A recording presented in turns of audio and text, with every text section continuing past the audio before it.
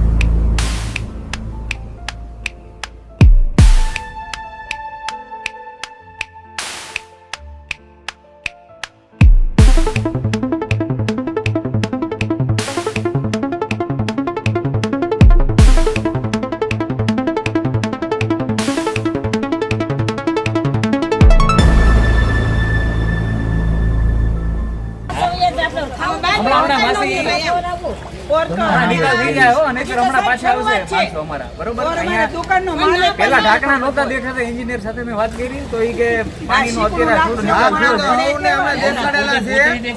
ઢાંકણા હવને અમે દેખાડેલા છે, પણ બીજી વસ્તુ એવી છે કે અહીંયા તો આજે હું તમને કહું કે એટલું તો પાણી એટલું અહીંયા સુધી વધતું આ દરેક વર્ષોથી આ તો એક પહેલો વરસાદ છે।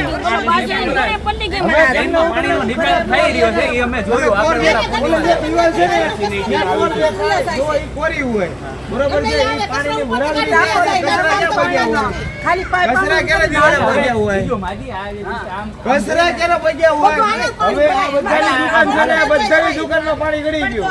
હા હા ભાઈ બધાની દુકાનમાં પાણી ગળી ગયું બરોબર છે। સાહેબ તમે અહીંયા ઢાળ આપ્યો છે બરાબર છે બરાબર, પણ એ ઢાળનું પાણી નિકાલ કરવા માટે કંઈક તો કરવું જોઈએ ને। આ શું છે આ સ્ટ્રોંગ ઢાળના પાણી તો પડી ન ઢાળ નતો તો હાવ ખાડો કરી નાખો સાંભળો હજી કે માલો આ ટ્રેન કે ખાડો તો ખાડો કરી નાખો જોઈ લેજો આગે અહીંથી ત્યાં સુધીની સ્ટ્રોંગ રેન લાઈન છે તે નકીરામાંથી આ પાણી જાવું જોઈએ ને જતું નથી સાહેબ। એટલે આ વિસ્તારમાં પાણી બધું ભેગું થાય છે આ જે છે એ વિસ્તાર તો એને કાઢવાનો નિકાલ તો કરવો પડે ને। આજી વધારે હોય હવે આ નિકાલ તો ઠીક છે સાહેબ। હું તમને કોઈ બીજી વસ્તુ કહી દઉં કે આ પાણી જે છે ને એ બધું મર્યા છે ને ઈ જ વસ્તુ તમને ગટરમાં આવે છે ને બધાને જે છે ને બધાને બધાને ડારમાં તમે જાતી આવો પાણી તમે પીજો હું તમને પાણી આપી પીજો તમને ડારનું પાણી પીજો તો તમને તમારે કઈ ઓલા વોટર વાળા પાસે મુકાવી દો કે આ ગટરની પાણી મહુવા શહેર અને તેની આજુબાજુના પંથકમાં આજે મેઘરાજાએ તોફાની બેટિંગ કરી છે। ટૂંકા સમયમાં જ 3 ઇંચ કરતા પણ વધારે ધોધમાર વરસાદ ખાબકતા સમગ્ર પંથક પાણી થઈ ગયું છે। મુશળધાર વરસાદના કારણે શહેરના નીચાણવાળા અનેકો વિસ્તારમાં જળબંબાકાર બન્યો છે તેવા દ્રશ્યો સામે આવી રહ્યા છે, જેના લીધે સ્થાનિક લોકોને ભારે હાલાકીનો સામનો કરવો પડી રહ્યો છે। ભારે વરસાદના પગલે મહુવા શહેરના મુખ્ય વિસ્તારો જેવા કે જૂના બગીચા ચોક, વીટીનગર રોડ, નૂતનનગર વિસ્તાર અને જનતા પ્લોટ વિસ્તારમાં પાણી ભરાઈ ગયા છે। રસ્તાઓ જાણે નદીમાં ફેરવાઈ ગયા હોય તેવા દ્રશ્યો સામે આવી રહ્યા છે। સૌથી કપરી સ્થિતિ શાળાએ જતા નિર્દોષ વિદ્યાર્થીઓની થઈ છે। જૂના બગીચા ચોકમાં પાણી ભરાઈ જતા નાના ભૂલકાઓ અને વિદ્યાર્થીઓને સ્કૂલે જવા અને આવવામાં ભારે મુશ્કેલીનો સામનો કરવો પડી રહ્યો છે।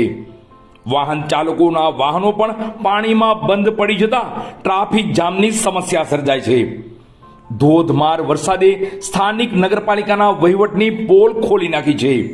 ચોમાસા પહેલા પાલિકા દ્વારા કરોડોના ખર્ચે પ્રી મોન્સૂન કામગીરી અને લાઈનોની સફાઈના મોટા દાવા કરવામાં આવ્યા હતા, પરંતુ માત્ર 3 ઇંચ વરસાદમાં જ આખું શહેર પાણીમાં ડૂબી જતા સ્થાનિકોમાં ભારે રોષ જોવા મળી રહ્યો છે। શહેરની આ દશા જોયા બાદ સ્પષ્ટ લાગે છે કે નગરપાલિકા મહુવા દ્વારા માત્ર ને માત્ર કાગળ પર જ પ્રી મોન્સૂન કામગીરી કરવામાં આવી છે. જો પ્રારંભિક વરસાદમાં જ આ સ્થિતિ હોય તો આગળ ચોમાસામાં લોકોની મુશ્કેલીઓ કેટલી વધશે તેનો અંદાજ લગાવવો મુશ્કેલ જણાઈ રહ્યો છે. હાલમાં પણ આકાશમાં વાદળછાયું વાતાવરણ છે અને જો વરસાદનું જોર ચાલુ રહેશે તો સ્થિતિ વધુ વણસી શકે છે. તંત્ર દ્વારા સત્વરે પાણીના નિકાલની વ્યવસ્થા કરવામાં આવી તેવી લોક માંગ ઉઠવા પામી છે. મારું નામ મધુબેન છે ને અમે જનતા પલટા રહી બાળકબાગની સામે. અમારા વસ્તીમાં પાણી ભર્યું, રૂમમાં પાણી ભર્યું, કોઈ જોવા નથી આવતું કે આ જો અત્યારે નગરપાલિકા વાળા કોઈને જોવા આવ્યા તો ઢાંકણા ખોલીને વેચ એમાં કોઈ ગળી જોઈ તો ત્યાં જવું ને અહીંયા તો મારા રૂમ સુધી પાણી ભર્યું છે. આ સમસ્યા દર વર્ષે સર્જાય, દર વર્ષે થાય અમને. કોઈ જેમ ની કાંઈ દર વર્ષે સોમાને આપણે જેટલો વરસાદ થયો એટલો થાય ને જે બહુ વરસાદ થાય તો શું દિશા થાય ત્યાં જવું. મારું નામ મહેતા શિલ્પાબેન મનહરલાલ. આ જનતા પ્લોટ વિસ્તાર છે ને અહીંયા વર્ષોથી પાણી પુષ્કળ ભરાય છે. અમસ્તો વરસાદ પડ્યો હોય તોય પાણી ઘરની અંદર આવી જાય છે. વૃદ્ધો જ્યાં ચાલી શકતા નથી એમને ટીંગાટોળી કરીને અમારે ઉપર લઈ જવા પડે છે અને બધાના ઘરની અંદર આ જ પરિસ્થિતિ છે. પાણીનો કોઈ નિકાલ નથી, ગટરની કોઈ વ્યવસ્થા નથી, ગટર કોઈ સાફ કરવા ચોમાસા પહેલા આવતું નથી અને પાણી એ ગટરમાંથી ઘરની અંદર એટલી બધી વાસ આવે કે વાત કરોમાં અંદર જીવજંતુ પણ ઘરની અંદર એટલા બધા નીકળે છે પણ હજી સુધી કોઈ ખબર અંતર લેવા આવ્યું નથી. અહીંયા કોણ ચૂંટાયા છે, કોણ માણસો છે એ હજી સુધી અમને કોઈને જાણ નથી કે અમે એમને ઓળખતા નથી. બેન તમે નગરપાલિકામાં જાણ કરી ક્યારેક? આવી જાણ અમે 50 વાર કરેલી છે કે અહીંયા પાણીનો નિકાલ થતો નથી. તો આવે છે, ઢાંકણા ખોલીને વયા જાય છે, વળી પાછા આવે છે ને પાછા ઢાંકણા બંધ કરી દે છે. બાકી કોઈ નિકાલ થતો નથી. એ પહેલા એને લોકોએ ગટરો સાફ કરવી જોઈએ તો એ ગટરો સાફ કંઈ થઈ નથી અને થતી નથી. આવે છે ફાયરિંગ કરવાનું કહીએ તો ગાળ કાઢી ત્યાં બાજુમાં અને જતા રહે એટલે છોકરા માંદા બીમાર પડે. અમે કહીએ કે ભાઈ તમે લારી લઈને આવો ને તમે ગાળ લારીમાં કાઢો.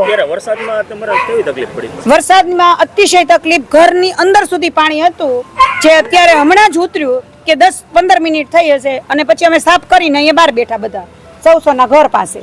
હજી પાણી અમુક ઘરની હદની અંદર જ છે, હજી પાણી ઉતર્યા નથી.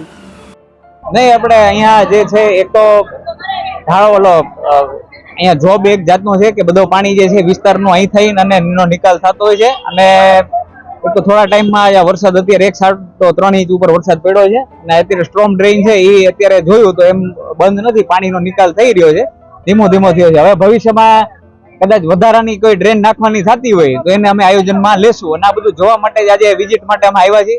એટલે અમને ખ્યાલ આવે કે ભાઈ અહીંયા કયા વિસ્તારમાં શું પરિસ્થિતિ છે અને કેવી રીતે એનો અમે ભવિષ્યમાં નિકાલ કરી શકીએ. મહુવા શહેરમાં કયા વિસ્તારમાં પાણી ભરાય છે?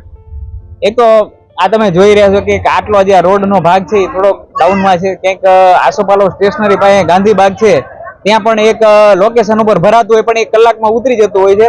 બીજું ગાયત્રી ઝુંપડપટ્ટી વિસ્તારમાં પણ થોડું પાણી ભરાવાનો પ્રશ્ન ત્યાં રહેતો હોય છે અને બાકી નાના મોટા જે કઈ પણ વરસાદ રોકાય એના અડધી કલાકમાં કે 40 મિનિટમાં નિકાલ થઈ જતો. મતલબ પોલીસ સ્ટેશન પાસેનો